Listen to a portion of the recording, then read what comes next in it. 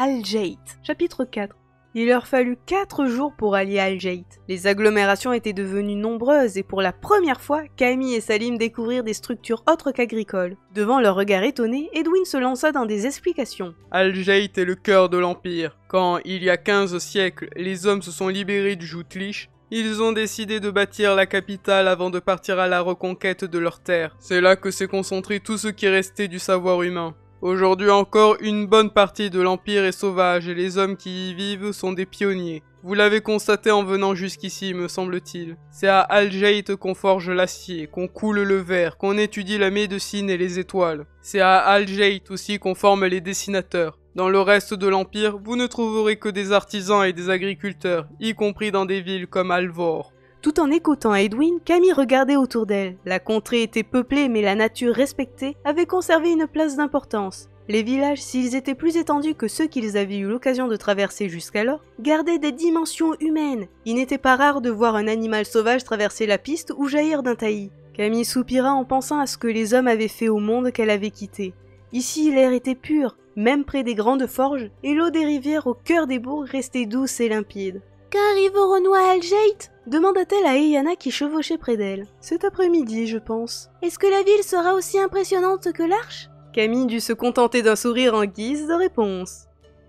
Ils furent contrôlés au milieu de la matinée par une patrouille de gardes impériaux. Les soldats étaient détendus et leur travail relevait davantage de la routine que de la nécessité de surveiller la route. Edwin ne se fit pas connaître et ils repartirent après avoir simplement indiqué qu'ils se rendaient à la capitale pour affaires. La route était large, ses dalles roses soigneusement jointes, et ils rencontrèrent de nombreux voyageurs circulant dans un sens ou dans l'autre. Enfin, du sommet d'une colline arrondie, couverte d'herbes rases, Al-Jait leur apparut. Une nouvelle fois, Camille eut la respiration coupée. Al-Jait n'était pas une ville, mais un miracle de clarté, de couleur et d'eau. Jaillissant de la plaine comme un bastion inexpugnable, un plateau rocheux aux bords verticaux s'élevait à une 50aine de mètres. La capitale était construite à son sommet. Tours défiant le ciel, coupoles de nacre, passerelles arachnéennes. Chacun des toits semblait tissé de lumière et l'ensemble tenait davantage du chef-d'œuvre prêt à l'envol que de la ville classique. Plus magnifique encore que les constructions élancées, un rideau liquide tombé du plateau, en une pluie continuée, cataracte scintillante, rejoignait les méandres d'un lent cours d'eau qui en faisait le tour.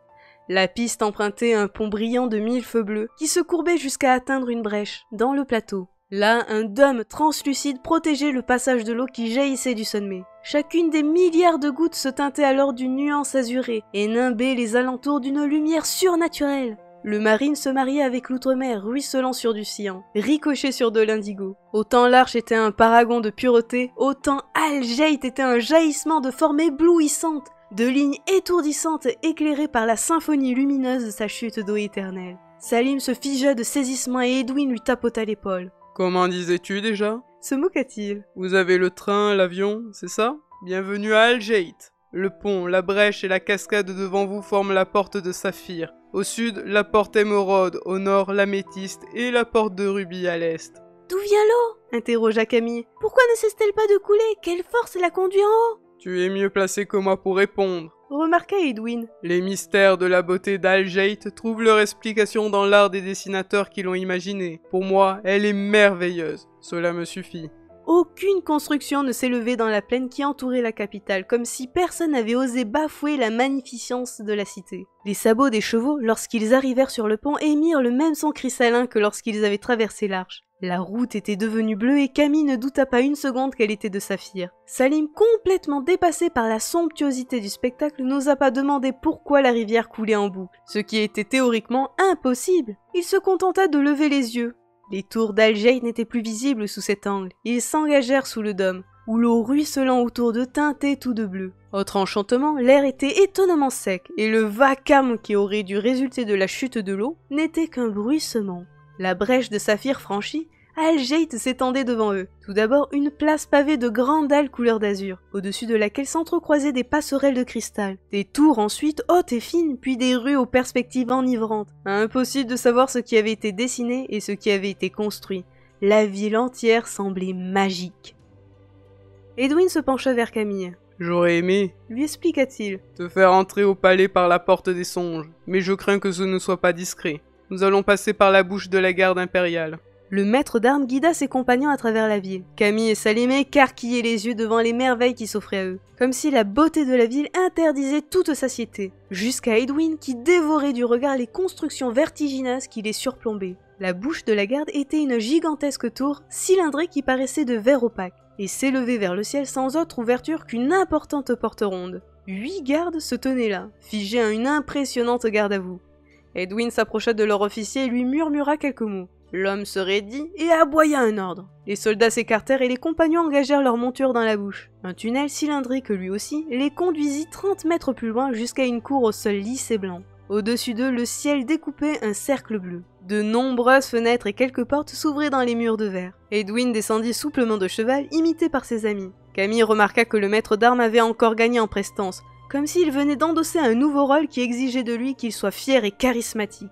Il s'adressa brièvement aux gardes qui s'étaient précipités à sa rencontre, puis se tourna vers elle. « Si tu ne vois pas d'inconvénient, lui proposa-t-il, tu vas venir avec moi, pendant que nos compagnons prendront le repos qu'ils ont mérité. »« Je suppose que je n'ai pas vraiment le choix, remarqua Camille sans acrimonie. »« Sois prudente !» lui cria Salim alors qu'elle s'éloignait avec Edwin. « Tu sais que lorsque je ne suis pas là pour veiller sur toi, tu fais les pires bêtises !» Elle secoua la tête et s'abstint de répondre. Le maître d'armes la guida le long d'une série de couloirs où ils croisèrent des soldats et de rares civils. Puis ils gravirent un escalier et abordèrent un niveau moins fréquenté. Camille avait vaguement l'impression d'avoir quitté la tour, mais son sens de l'orientation était perturbé par les multiples changements de direction imposés par son guide. Elle se préparait à l'interpeller à ce sujet, lorsqu'Edwin frappa 3 coups à une porte qu'il poussa sans attendre de réponse. La pièce dans laquelle ils pénétrèrent était claire, meublée sobrement. La majeure partie de l'espace occupée par une table immense jonchée de papiers et de cartes. Un homme se trouvait là. Il se tourna au bruit qu'ils firent en entrant, et un sourire illumina son visage lorsqu'il les vit. « Edwin !» s'écria-t-il. Je commençais à m'inquiéter. Ton dernier message date de plus de 15 jours. As-tu réussi à convaincre les Faël ?» Camille examina brièvement l'homme qui se tenait devant eux. Il était grand, âgé d'une 40aine d'années. Un fin collier de barbe encadrait un visage aux traits fatigués mais aux yeux vifs et perçants. Il était vêtu simplement d'un pantalon et d'une tunique blanche sur laquelle était passée une cotte de mailles légère. Edwin s'inclina avec respect. « J'ai renoncé à ma mission, » annonça-t-il. L'homme en blanc eut un mouvement de surprise, mais déjà Edwin poursuivait. Chiamvit, prince Faël, m'a accompagné jusqu'ici. Ce n'est toutefois pas pour cette raison que j'ai fait demi-tour. Sans donner davantage d'explications, il s'effaça devant Camille.